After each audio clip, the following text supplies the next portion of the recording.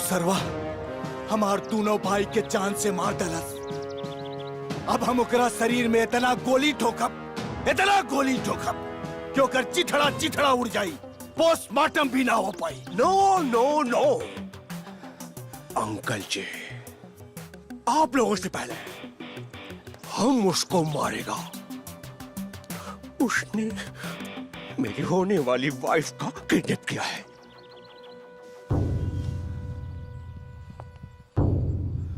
पता ना वो खूनी हमार फूल जैसन बेटी के साथ का सलूक करत हुई, कैसन हाल में हुई हमार सोना। पापा जी, अब आप एक काम करो, अब दिल्ली फोन लगाओ। आप ही पूछ लो हाई लेवल देखा है तो प्लीज फोन लगाओ, फोन लगाओ।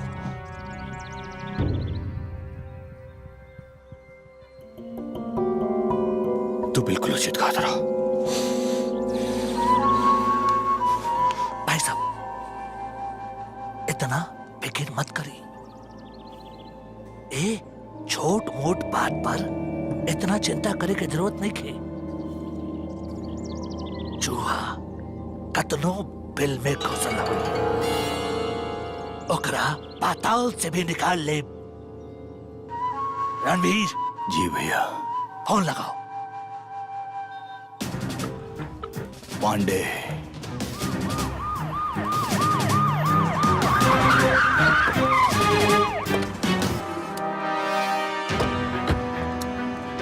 अबेले दरोगा डंडा पांडे ना आए ते फोन लगाओ यशराज। हाँ, कहाँ रही गलन पता लगाओ।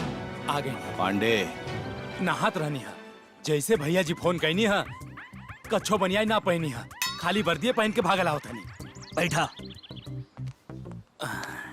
यही से तो पूरा थाना लेके ही जा गई नहीं है। तो जल्दी से अपहरण के केस दर्ज कला। अब हम का लिखी, जवन लिखे के बाद रउए लिखी, हम हस्ताक्षर कर देते नहीं। इली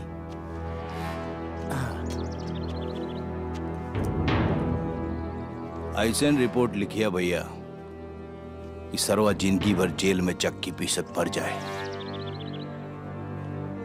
इंस्पेक्टर, तुम उसको अरेस्ट करो और अरेस्ट करके मेरे पास लाओ। मैं उसका फुल और फाइनल करूंगा।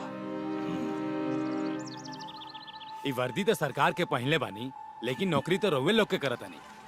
24 घंटा के अंदर वो रउआ लोग के सामने हुई। अब तो 12 ही घंटे में हो जाए। एक बात हमरा समझ में नहीं आवत, रउआ लोग शहर के सबसे ताकतवर आदमी है और ये छोट मोट बदमाश खातिर हमरा के इंस्पेक्टर, अंकल जितना बोलता है उतना करो, ओके? जी। अरे भैया, इस शहर के बड़ा ही ईमानदार, कर्तव्यनिष्ठ और लगनशील दरोगा बाड़े। हाँ भैया, ये दरोगा जी के पंजा के सिकंजा से बच ना पाई भैया। ऑफिसर, आपको जो करना हो वो कीजिए, मुझे सिर्फ मेरी बेटी वापस चाहिए। निफिकिर होके सुती, हम रातों रात राउर बेटी के खोज निकाला। चला तानी।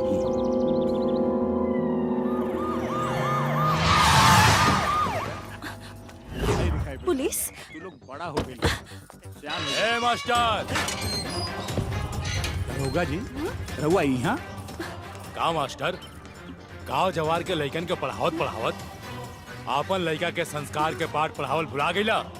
दरोगा जी, ऐसे में कौन गलती कह दिले हमार बेटा? गलती ना, गुनाह कैले बा, गुनाह। गुनाह? वो भी अपहरण के गुनाह। जाना तरा कौनो रिक्शा ठेला वाला के ना, राजेश्वर राज के भतीजी के अपहरण। हाँ?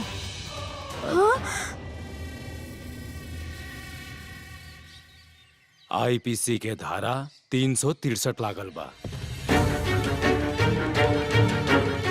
24 घंटा के टाइम देता नहीं। 24 घंटा 24 घंटा में तोहार बेटा वो लड़की के पेश ना कैलस तो तुम्हारी घर, ई ट्रैक्टर ऊ गाय भैंस, घर के थरिया लोटा और ई मस्टराइन के गहना और तुम्हारी चश्मा सब कुड़की हो जाई। दरोगा जी, ये का बदतमीजी करतानी? बदतमीजी? हाँ, बदतमीजी से याद आई, तुम्हारी जवानी के भी कुड़की हो सकेला। जा तनी मास्टर जी, ए बार तो इज्जत से पेश है निया। मास्टर के दरवाजा बाना, बाकी याद रखिया दरोगा डंडा पांडे हमार नाम बा। हम पोखरा में ढेला फेंक के मेढक पकड़ीला, याद रखिया।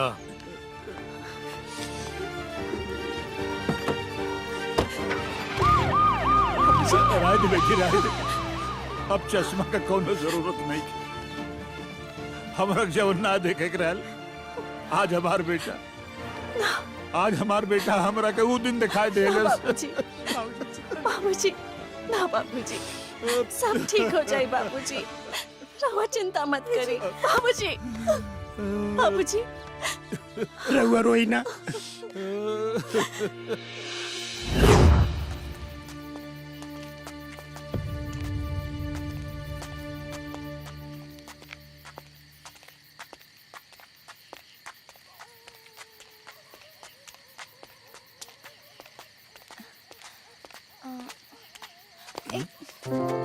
लागता हमने के गलत दिशा में जाता नहीं जा। हमने के हेने जाए के रहे ना। उन्हें तोहार नैहर बा, अहेने ससुरार।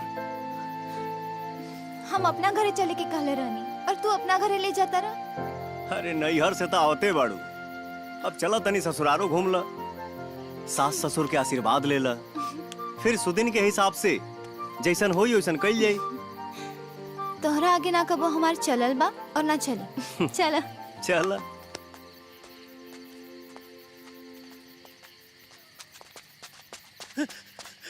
अरे तू लोग यहाँ घूमता रहा, आज बाबूजी के पुलिस बेइज्जत कैले से। चला, नहीं तो सब कुर्की हो जाई। चला बाबूजी से मिला पहले, चला चला चला।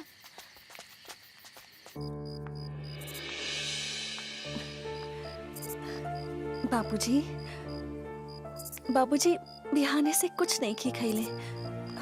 एबरा तक खाली खाली जी, खाली ना बेटी ना, हमरा खाना खाए के मन नहीं के। अगर हो सके ना तो हमरा के कहूं से माहौर ले आके दे दे जहर। अब हमार जिए के मन नहीं के ना, जिए के मन नहीं के।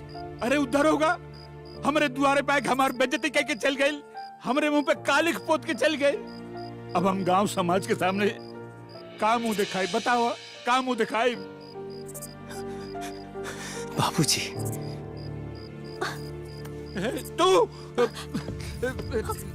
बोल बोल, हमारी परवरिश में कौन खोट रह गए रहे?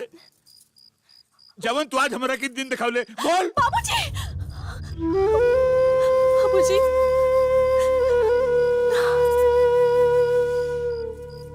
ना बाबूजी, मत मारी इनकरा के बाबूजी।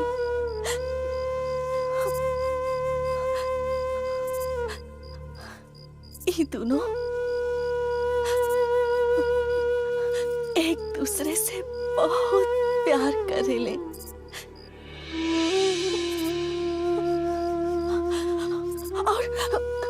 और प्यार कई गुनाह ना होला बाबूजी। आशीर्वाद दे दी इन दोनों लोग के बाबूजी। हाँ बाबूजी, ई सही कहता बीजी हमार अपहरण नहीं कैले। अपन खून पे भरोसा रखी। एगो मास्टर के बेटा अपराधी ना हो सकेला। हाँ, अनजाने में कुछ गलती जरूर हो सकेला। गलती होली, अनजाने में हो चाहे जान के। बिंदिया, हाँ, ये एक दूसरे से प्यार करे लेना। हाँ बाबूजी, ई लड़की के ले जाए और इज्जत से ओकरे घरे वापस कर दे। हम अब ही जिंदा बानी। हम ओकरा घरे जाके ओकरे महतारी बाबा उनके घर वालन से बात करब, या हम डंका के चोट पे करब, गाजा बाजा के साथ करब। तू भाई चला जा यहाँ से, चला जा हमारे आंख के सामने से।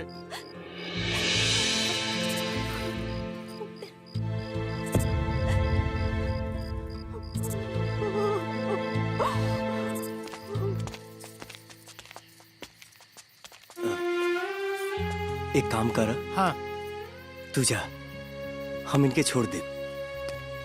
लेकिन भैया संभाल के जाइए। ठीक बा, आओ। हे भगवान।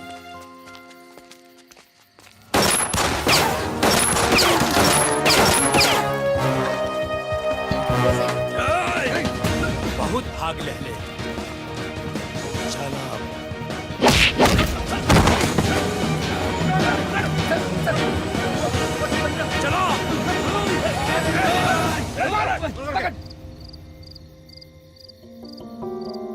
इतना समय बीत गए, तारू दरोगा को खोज खबर तक न ले ले।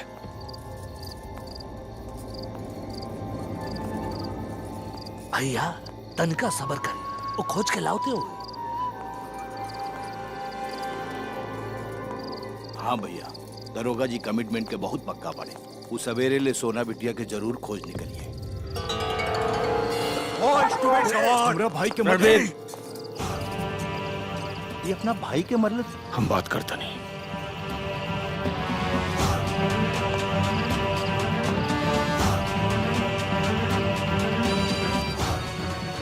तू ठीक बाड़ू? हाँ पापा। तुम्हारी इतनी हिम्मत कि तुम मेरी होने वाली वाइफ का किडनैप किया? चुप!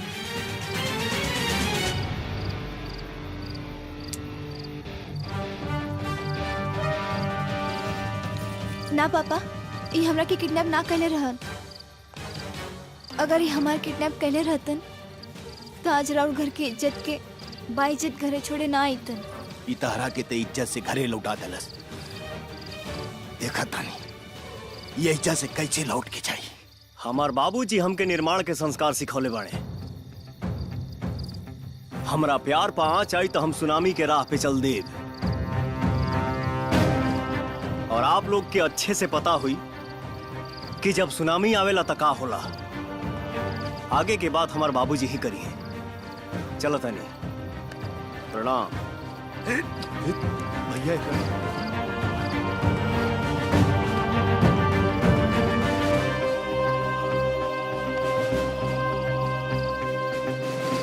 तू घर के भीतर जा, जा।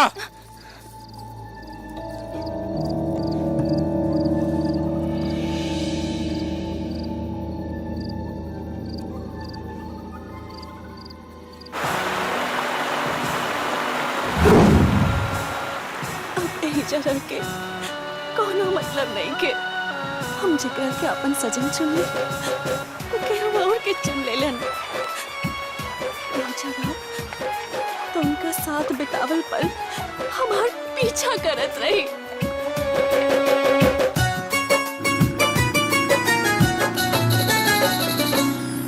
दिल से जिकरा के चाहनी भगवान ना तो देहला। बचपन में भैनी अनाथ अब प्यार भी चुन लेहरा। कैसन बदला बड़ा ले काहे देले बड़ा जिंदगी जब जिए नहीं खा दे। काहे देले बड़ा जिंदगी जब जिए नहीं खा दे। ऐसे निमन ये रही कि हम कहीं और चल जाए।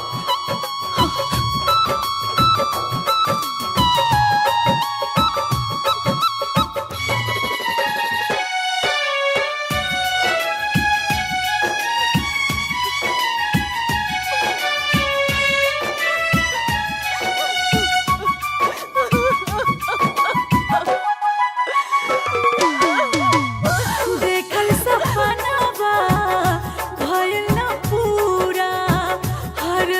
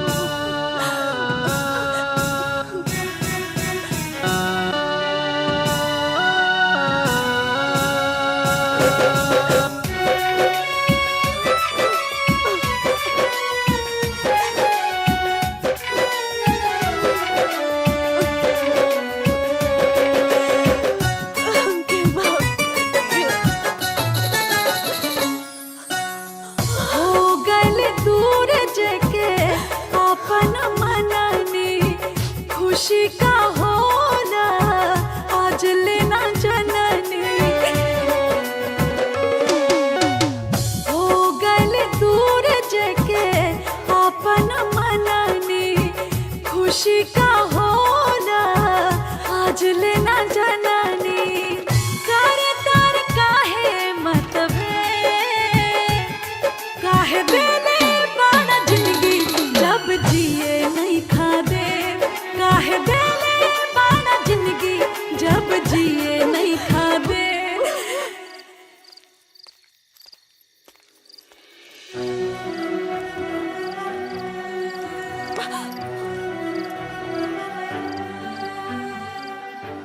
का रे